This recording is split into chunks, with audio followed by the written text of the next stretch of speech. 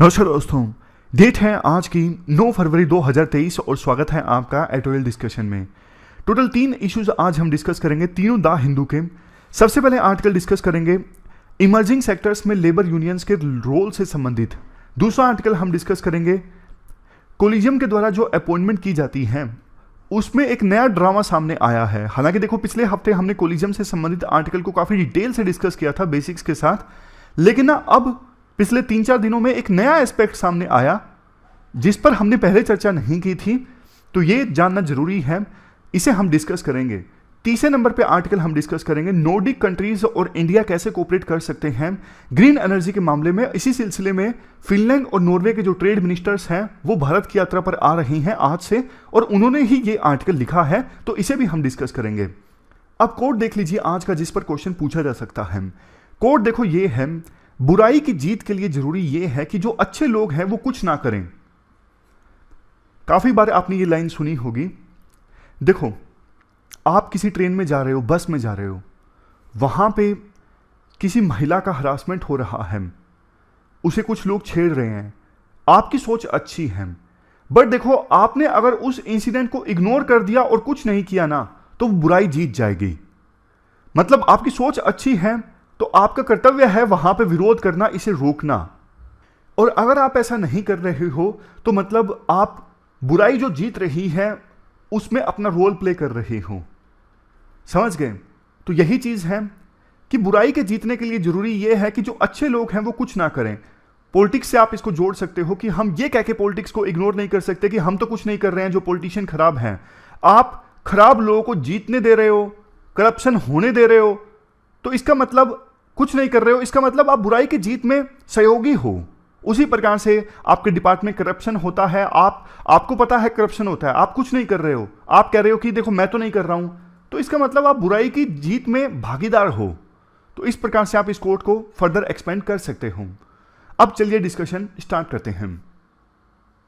First important article emerging sectors में labour unions के role से संबंधित है। आप जीएस पेपर 3 के इस टॉपिक से आर्टिकल को रिलेट कर सकते हो। क्या कंटेस्ट है? देखो, पिछले कुछ महीनों में हमने देखा काफी सारी बड़ी कंपनीज ने, चाहे वो इंडिया की हो या फिर वर्ल्ड की बड़ी कंपनीज, जैसे Unacademy, Vedantu, Byju, Ola, even Microsoft, Google, Tesla, Twitter, इन्होंने ना बड़ी संख्या में ले ऑफ किया है। ले ऑफ का मतलब होता है छटनी। जैसे आप मास स्केल पे अपने एम्प्लॉइज को टर्मिनेट कर देते हो, सर्विस से निकाल देते हो। फॉर एग्जाम्पल 1000 एम्प्लॉइज को, 10,000 एम्प्लॉइज को, मतलब एक साथ आपने 10-15% या फिर कुछ और परसेंटेज एम्प्लॉइज जो हैं उनको सर्विस से निकाल दिया एक ही समय में, तो इसको कहा जाता है ले ऑफ। अब ले ऑफ जो जब होता है, आपको पता है जाहिर तौर पे एम्प्लॉइज का भविष्य जो है वो तो देखो अदर में आ जाता है। अब कई एम्प्लॉइज ऐसे होते हैं 10-10 साल से एक ही जगह पर काम कर रहे होते हैं, लेकिन उन्हें तुरंत अचानक से मेल आती है कि अब हम आपके साथ काम नहीं करना चाहते, आपको 1 महीने की या फिर 2 महीने की सैलरी का एडवांस मिलेगा, उसके बाद आप नई जॉब तलाश कर सकते हो। इसीलिए देखो, ये एक बड़ी वजह है कि लोग गवर्नमेंट जॉब्स के पीछे ज्यादा भागते हैं, क्योंकि वहां पर जॉब से निकाला नहीं जाता। लेकिन देखो, सबको तो गवर्नमेंट जॉब नहीं मिल सकती, और गवर्नमेंट जॉब आपको पता है उसमें दूसरे कई डिसएडवांटेजेस होते हैं, जैसे इनएफिशिएंसीज काफी ज्यादा होती हैं। शायद इसी वजह से कि एम्प्लॉइज का डर खत्म हो जाता है कि हमें कोई जॉब से नहीं निकाल सकता। खैर, ये हमारा जो आज का आर्टिकल है वो government jobs versus private jobs के बारे में नहीं है। पहले हम बात करते हैं ले ऑफ क्यों होता है। ले ऑफ देखो काफी सारे रीजंस की वजह से होता है। सबसे पहले रीस्ट्रक्चरिंग, जैसे ऑर्गेनाइजेशन को रीस्ट्रक्चर कर दिया गया। पहले 7 टीम हुआ करती थी, लेकिन अब 2 टीम रह गई, बाकी 5 टीम्स को डिसबैंड कर दिया गया। पहले जिस काम को मिलकर 7 टीम्स कर रही थी, अब ऑर्गेनाइजेशन को इस प्रकार से रीस्ट्रक्चर किया गया है कि 2 ही टीम उस काम को कर रही हैं। तो एक्स्ट्रा जो एम्प्लॉइज होंगे उनको तो निकाला जाएगा ना। नेक्स्ट है कॉस्ट कटिंग। खर्चे कम करने के लिए कई बार एम्प्लॉइज की छटनी की जाती है, उन्हें उनकी सर्विसेज को टर्मिनेट किया जाता है। जैसे अनअकैडमी ने छटनी की थी, मतलब अनअकैडमी लॉस में चल रही थी और इन्वेस्टर्स प्रेशर डाल रहे थे अनअकैडमी के फाउंडर्स के ऊपर कि आप जल्दी से प्रॉफिट में आइए। तो प्रॉफिट में आने के लिए अनअकैडमी ने डिसीजन लिया कि वो अपने एम्प्लॉइज की संख्या को कम करेंगे ताकि अपने खर्चों को कम किया जा सके। नेक्स्ट है ऑटोमेशन। आज के समय में देखो नई नई टेक्नोलॉजीज आ रही हैं, जैसे आर्टिफिशियल इंटेलिजेंस, रोबोटिक्स, नई नई मशीन्स आ रही हैं, तो प्रोसेस ना इस प्रकार से ऑटोमेट हो जाती है कि ह्यूमन रिसोर्स की आवश्यकता कम पड़ती है। इस वजह से भी बड़ी कंपनीज छटनी करती हैं। नेक्स्ट है फाइनेंशियल कंस्ट्रेंट्स। ये वही पॉइंट है, कॉस्ट कटिंग, मतलब मजबूरी है, पैसा नहीं है कंपनी के पास देने के लिए एम्प्लॉयज को, इस वजह से वो काम से निकाल दिए जाते हैं। परफॉर्मेंस रेटिंग, कई बार कंपनी एनालाइज करती है, ऑडिट करती है कि कौन कौन से जो एम्प्लॉयज हैं ठीक से काम नहीं कर रही हैं, इस वजह से ले ऑफ कर दिया जाता है उन एम्प्लॉयज का जो ठीक से काम नहीं करते, जिनकी परफॉर्मेंस रेटिंग खराब है। एडवर्स इकोनॉमिक कंडीशंस, मान लीजिए इकोनॉमिक कंडीशंस ऐसी हैं कि डिमांड ही नहीं है मार्केट में, कंपनी के पास में ज़्यादा काम नहीं है करने के लिए, डिमांड नहीं होगी तो मतलब प्रोजेक्ट नहीं है, तो इस वजह से एम्प्लॉयज को खाली बिठा के तनख्वाह देने के बजाय कंपनीज उन्हें काम से निकाल देती हैं। और सबसे लास्ट में changes in the business model, जैसे कंपनी ने अपना बिजनेस मॉडल चेंज कर दिया। फॉर एग्जांपल वेदांतु है, वेदांतु ने डिसाइड किया कि अब हम यूट्यूब पे ध्यान नहीं देंगे, हम दूसरे प्लेटफॉर्म्स पे ध्यान देंगे, तो यूट्यूब की जो उनकी टीम है उनको काम से निकाल दिया जाएगा। यूट्यूब मैनेजर, यूट्यूब पे जो वीडियोस डालते थे वो टीचर्स, कंटेंट तैयार करने वाले कंटेंट डेवलपर, सबको काम से निकाल दिया जाएगा, क्योंकि वेदांतु का फोकस अब यूट्यूब पर है ही नहीं, उन्होंने अपना मॉडल चेंज कर लिया। तो ये सारे रीजंस हमने डिटेल में डिस्कस किए जिसकी वजह से ले ऑफ होता है। अब देखो पुराने समय में जो ट्रेडिशनल इंडस्ट्रीज होती है ना, चाहे वो सर्विस की हो या फिर गुड्स की हो, जैसे बैंकिंग इंडस्ट्री है, इंश्योरेंस है, कोई मैन्युफैक्चरिंग इंडस्ट्री है, जैसे कोल कंपनीज हैं, अब वहां पे ना यूनियंस का पहले के समय में रोल काफी ज्यादा होता था, लेबर यूनियंस का। वो विरोध कर देते थे इस प्रकार से कोई कंपनी एक ही समय में इतने सारे एम्प्लॉयज को जॉब से निकालती, बाकी एम्प्लॉयज भी हड़ताल कर देते थे, स्ट्राइक कर देते थे अपने साथी एम्प्लॉयज के राइट्स के लिए। बट आज के समय में ना जो नई कंपनीज है ना, जैसे अमेजोन है, आईटी कंपनी है, ITES की कंपनी है, नए नए स्टार्टअप्स हैं, वहां पे हम लेबर यूनियन का कल्चर नहीं देखते लेबर यूनियंस को, ताकि वो लेबर्स के राइट्स को सुरक्षित रख सकें। इसके बाद देखो अमेजोन की एक केस स्टडी दी जाती है। अमेजोन कंपनी ने हाल ही में अपने बहुत सारे एम्प्लॉयज को एक ही समय में काम से निकाल दिया, और रीजन ये दिया गया कि हमने पास्ट में जल्दबाजी में हायरिंग कर ली थी, हमें इतने एम्प्लॉयज की आवश्यकता नहीं थी, हमने ज्यादा हायर कर लिए, इसलिए अब हम स्ट्रीमलाइन कर रहे हैं संख्या को। दूसरा उन्होंने बताया कि अभी इकोनॉमिक सिचुएशन ठीक नहीं है। जब देखो ऐसा हुआ ना, तो अमेजोन के बाकी एम्प्लॉयज में हलचल मच गई कि आगे हमारा भी नंबर आ सकता है। तो एक जगह है स्टेटन आइलैंड, जिसको कहते हैं JFK8, यहां पर ना अमेजोन कंपनी के एम्प्लॉयज ने लेबर यूनियन बनाने का प्रयास किया under the leadership of Chris Smalls, ये एक पर्सन का नाम है। लेकिन जैसे ही अमेजोन को पता लगा, इस लीडर को काम से निकाल दिया गया कि आप यहां पर पॉलिटिक्स कर रहे हो, लेबर यूनियन बनाने का प्रयास कर रहे हो। बाद में नेशनल लेबर रिलेशन बोर्ड के सामने अमेजोन ने काफी सारे ऑब्जेक्शंस फाइल किए। ये जो बॉडी है ना, ये प्राइवेट सेक्टर एम्प्लॉयज के राइट्स को प्रोटेक्ट करने का काम करती है, उन्हें एक साथ जोड़कर। लेबर यूनियन बनाने का फायदा देखो ये होता है, अकेला वर्कर तो आपको पता है इतने बड़े जायंट के साथ में नेगोशिएट नहीं कर सकता।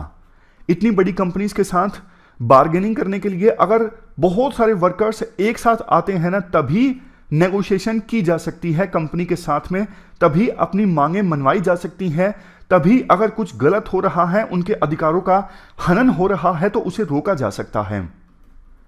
लेकिन जैसा मैंने आपको बताया, ये जो बड़ी कंपनीज है ना, पहली तो बात लेबर राइट्स को कुछ खास तवज्जो देती नहीं है। इंडिया में भी अमेजोन ने Amazon food and Amazon academy को बंद कर दिया और धीरे धीरे बहुत सारे एम्प्लॉयज को काम से निकाल दिया। तो एक संस्था है इंडिया में जिसका नाम है nascent information technology employees senate. ये जो संस्था है ना, ये हमारे देश में जो आईटी कंपनी के एम्प्लॉयज हैं, बीपीओ के एम्प्लॉयज हैं, केपीओ के एम्प्लॉयज हैं। केपीओ मतलब नॉलेज प्रोसेसिंग आउटसोर्सिंग, बीपीओ मतलब बिजनेस प्रोसेसिंग आउटसोर्सिंग, जिसे कॉल सेंटर वगैरह के नाम से आप जानते हो। तो इन कंपनीज के एम्प्लॉयज के अधिकारों के लिए लड़ती है ये संस्था। इन्होंने अमेजोन के ऊपर आरोप लगाया कि आप लेबर लॉज का वायलेशन कर रहे हो। तो इस संस्था ने यूनियन लेबर मिनिस्टर को भी शिकायत कर दी कि अमेजोन जो कर रही है गलत कर रही है। तो इसके बाद डिप्टी चीफ लेबर कमिश्नर हैं, इन्होंने अमेजोन को नोटिस जारी किया कि आप क्या कर रहे हो, इसका जवाब दीजिए। बट देखो ये जो एमएनसीज है ना, इस प्रकार के नोटिस को ज्यादा सीरियस लेती नहीं है, इग्नोर कर देती हैं। इनको पता है हमारा कौन क्या बिगाड़ेगा। उसका एक रीजन ये भी है क्योंकि ना इन कंपनीज में ज्यादा लेबर यूनियन होती नहीं है। आमतौर पे देखो जो आईटी कंपनीज है ना, अब वहां पे आपको पता है स्किल्ड लेबर होती है। अब टीसीएस, इन्फोसिस जैसी कंपनीज हैं, वहां पे जो एम्प्लॉइज होते हैं वो स्किल्ड होते हैं। उन्हें पता है अगर हमें काम से निकाला भी जाएगा ना तो हमारे पास स्किल है, हम किसी दूसरी कंपनी में जॉब कर लेंगे। और ज्यादातर मिडिल क्लास के लोग होते हैं वो कोर्ट पचड़ों में ज्यादा पढ़ना नहीं चाहते, इस वजह से वो लेबर यूनियन में ज्यादा विश्वास रखते नहीं हैं। और दूसरा, उन्हें यह भी लगता है कि लेबर यूनियन जो होती है ना वो मैन्युफैक्चरिंग कंपनीज के लिए ज्यादा होती है, जहां पे मैनुअल काम लोग करते हैं। और आईटी कंपनीज तो प्रोफेशनलिज्म, एलिटिज्म, इन चीजों से ज्यादा आईटी कंपनीज को जोड़ के देखा जाता है। इस वजह से आपको ना सिर्फ आईटी कंपनीज में बल्कि दूसरी इमर्जिंग सेक्टर्स में ना ज्यादा लेबर यूनियन नहीं देखने को मिलेगी। इवन स्टार्टअप का तो ऐसा कल्चर ही नहीं होता कि वहां पे लेबर यूनियन बने। स्टार्टअप में ऐसे लोग होते हैं जो बिल्कुल फाउंडर के साथ लग के कंपनी को नीचे से फर्श से अर्श पर लेके जाते हैं, उन्हें ईसोप वगैरह मिलते हैं, कंपनी में हिस्सेदारी मिलती है। और इसलिए बहुत कुछ ना फाउंडर्स के हाथ में होती हैं चीजें, तो इसलिए वहां पे लेबर यूनियन बनने का स्कोप ही नहीं होता। बट आवश्यकता देखो ये है, आज के समय में कम से कम वर्कर्स के अधिकारों को सुरक्षित करने के लिए वो एक साथ अगर आते हैं तो इसका प्रोविजन होना चाहिए ताकि वो कलेक्टिवली मिलके कंपनी के मालिकों से, कंपनी के फाउंडर्स से नेगोशिएट कर सकें और उनके अधिकारों का वायलेशन ना हो। तो ये पूरा आर्टिकल हमने डिस्कस किया लेबर यूनियन से संबंधित। चलते हैं आगे। इसके बाद नेक्स्ट आर्टिकल जजेस की अपॉइंटमेंट से संबंधित है। आप जीएस पेपर सेकंड के इस टॉपिक से आर्टिकल को रिलेट कर सकते हो। देखो, पिछले हफ्ते हमने कोलिजम से संबंधित एक आर्टिकल डिस्कस किया था। आज के समय में कौन सुप्रीम कोर्ट और हाई कोर्ट में जज बनेगा, ये नाम सिलेक्ट किए जाते हैं कोलिजम के द्वारा और औपचारिक रूप से सिलेक्ट किया जाता है प्रेसिडेंट के द्वारा, यानी साइन फाइनल जो होते हैं वो प्रेसिडेंट के होते हैं। और प्रेसिडेंट आपको पता है काउंसिल ऑफ मिनिस्टर्स की एड एंड एडवाइस से काम करते हैं। मतलब कि किसकी मर्जी चलती है? कोलिजियम की मर्जी चलती है यह डिसाइड करने में कौन सुप्रीम कोर्ट में और कौन हाई कोर्ट में जज बनेगा। इस सिस्टम में काफी सारी कमियां हैं। सेंट्रल गवर्नमेंट चाहती है इस सिस्टम में अब रिफॉर्म आने चाहिए। एक अलग से, जैसे 2015 में प्रयास किया गया था, नेशनल जुडिशियल अपॉइंटमेंट कमीशन का गठन किया गया था, वैसे ही कोई कमीशन हो जो जजेस के नाम सिलेक्ट करें। लेकिन देखो, अब एक नया एस्पेक्ट सामने आया है। ये तो मैंने आपको बैकग्राउंड बताया। नया एस्पेक्ट क्या है? कोलिजियम के द्वारा नाम एक नाम रिकमेंड किया गया मद्रास हाईकोर्ट में जज बनने के लिए, और वो नाम था विक्टोरिया गोरी का। लेकिन देखो, इस रिकमेंडेशन के अगेंस्ट ना काफी विरोध स्टार्ट हो गया।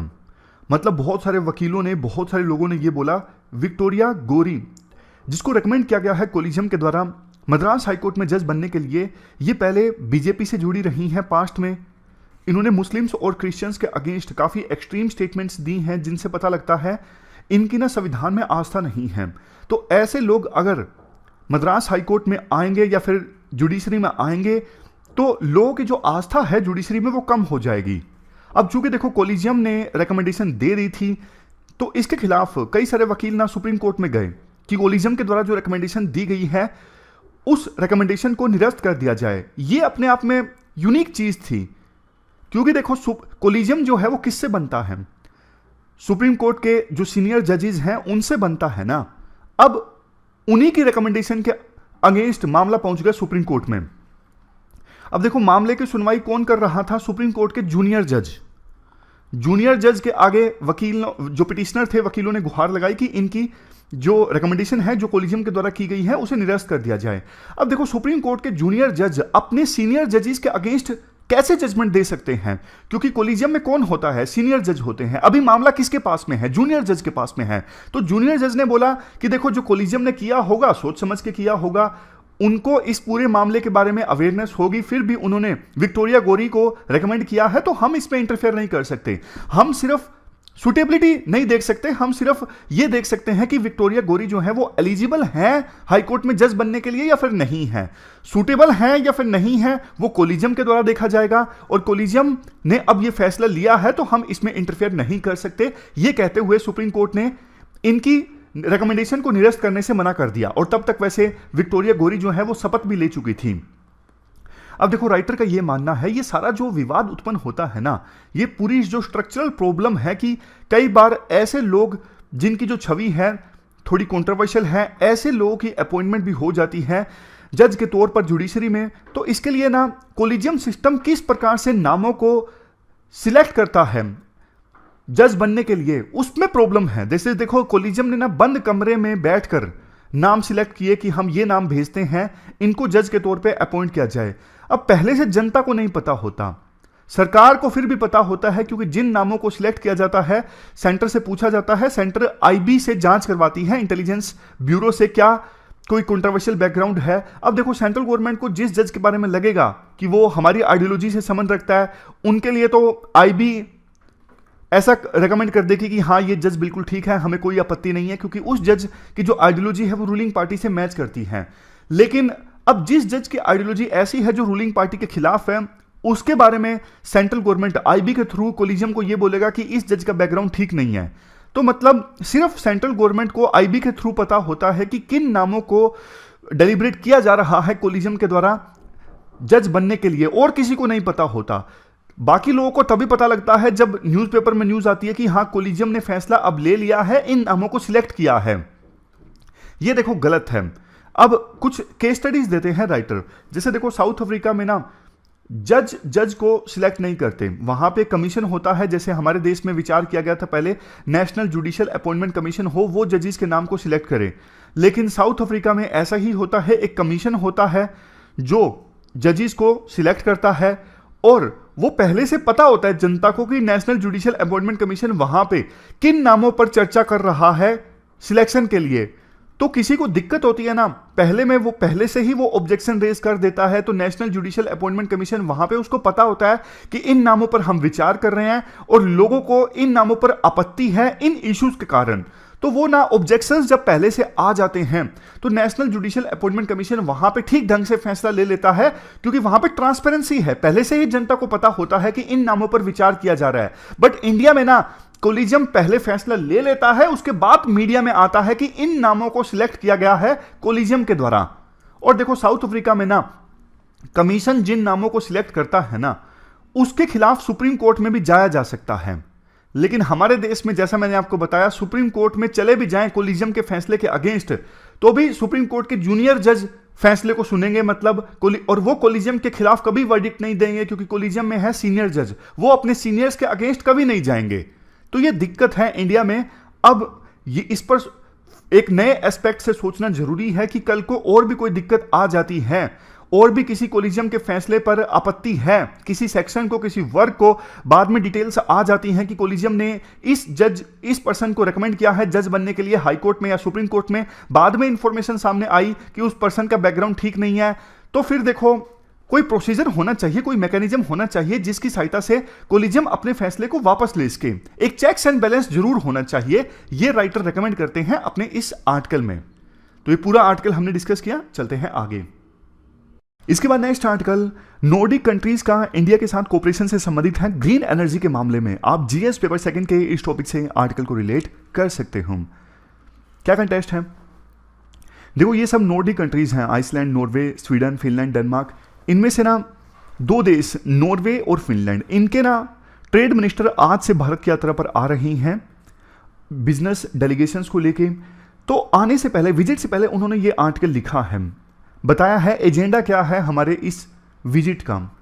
वो कहते हैं कि देखो वैसे नॉर्डिक कंट्रीज का जिक्र आता है ना, तो ज़्यादातर लोगों के मन में ये आता है कि ये देश काफ़ी अमीर है, यहाँ पे वेलफेयर प्रोग्राम्स काफ़ी अच्छे हैं, हैप्पीनेस इंडेक्स में इनका स्थान ऊपर है, मतलब अच्छी अच्छी बातें लोगों के मन में आती हैं जब भी नॉर्डिक कंट्रीज का जिक्र आता है। बट देखो एक चीज़ जिस पर ज़्यादा ध्यान नहीं दिया गया है, नॉर्डिक कंट्रीज ने ना एनर्जी के मामले में, खास करके ग्रीन एनर्जी के मामले में काफ़ी अचीवमेंट्स हासिल की हैं, जैसे hydrogen energy, offshore wind energy, batteries, carbon capture and storage. In energies के मामले में नॉर्डिक कंट्रीज काफ़ी इनोवेशन लेके आई हैं। और देखो दूसरी तरफ इंडिया भी काफ़ी ज़्यादा ग्रीन एनर्जी पे फोकस कर रहा है। तो ये कन्वर्जेंस है बहुत बड़ा, मतलब दोनों नॉर्डिक कंट्रीज और इंडिया कोऑपरेट कर सकते हैं ग्रीन एनर्जी ट्रांजिशन में। मतलब अभी जो लक्ष्य है फोसिल फ्यूल, कोल, इन सब के यूज को खत्म किया जाए और जो एनर्जी इस्तेमाल हो वो ग्रीन एनर्जी हो। तो ये टारगेट अचीव करने में दोनों आपस में कोऑपरेट कर सकते हैं। फिर वो थोड़ी अच्छी अच्छी बातें बोलते हैं, वो बोलते हैं कि हम चाहते हैं 2030 तक नॉर्डिक जो रीजन है मोस्ट सस्टेनेबल और इंटीग्रेटेड रीजन हो पूरे वर्ल्ड में, और इसका हम प्रयास कर रहे हैं। वो कहते हैं कि हम अकेले ग्रीन एनर्जी, जो वर्ल्ड का लक्ष्य है कि जितनी एनर्जी यूज हो ग्रीन एनर्जी यूज हो, हम अकेले उस लक्ष्य को अचीव नहीं कर सकते, इसलिए लाइक माइंडेड कंट्रीज के साथ कोऑपरेशन जरूरी है। प्रधानमंत्री मोदी भी जब नॉर्डिक रीजन में आए थे मई 2012 में विजिट पर, तो उन्होंने भी इंटरेस्ट जाहिर किया था कि हम आपके साथ कोऑपरेट करना चाहते हैं रिन्यूएबल एनर्जी, मैरीटाइम इंडस्ट्रीज और सर्कुलर इकोनॉमी के मामले में। सर्कुलर इकोनॉमी में क्या होता है, रीयूज और रिसाइकलिंग पे ज्यादा फोकस होता है, और लीनियर इकोनॉमी में क्या होता है कि प्रोडक्ट बनाओ, यूज करो और फेंको। तो मतलब इन सब मामलों में प्रधानमंत्री मोदी ने इंटरेस्ट जाहिर किया था कि हम नॉर्डिक रीजन के साथ कोऑपरेट करना चाहते हैं। इसीलिए फिनलैंड और नॉर्वे के जो ट्रेड मिनिस्टर्स हैं आज से भारत की यात्रा पर आ रहे हैं। फिर वो थोड़े इस प्रकार की चीजें बताने लगते हैं कि 240 नॉर्वे की और फिनलैंड की कंपनीज आज के समय में भारत के साथ व्यापार कर रही हैं, मतलब भारत में रह के काम कर रही हैं। नोकिया कंपनी के बारे में आपने सुना है, नोकिया फिनलैंड की कंपनी है। अब तो नोकिया उतना अच्छा नहीं कर रही है जितना पहले नोकिया का नाम हुआ करता था। इसके अलावा देखो बहुत सारी इंडियन कंपनीज हैं जो फिनलैंड की तरफ देख रही हैं काफ़ी सारे एरियाज में एक्सपर्टीज के लिए, जैसे देखो एरिया ऑफ टेक्नोलॉजी है, इनोवेशन है, सस्टेनेबिलिटी है, डिजिटलाइजेशन है, कार्बन न्यूट्रलिटी है। इन सब मामलों में फिनलैंड के पास एक्सपर्टीज है और इंडियन कंपनीज फिनलैंड के साथ ज़्यादा से ज़्यादा कोऑपरेट करना चाहती हैं। Indian students, researchers, experts Finland move कर रहे हैं इन सब चीज़ों में एक्सपर्टीज हासिल करने के लिए। और एक और कंपनी है नोकिया के अलावा, फोर्टम एनर्जी से संबंधित कंपनी है। तो ये फिनलैंड का बताने के बाद फिर नॉर्वे का बताने लगते हैं।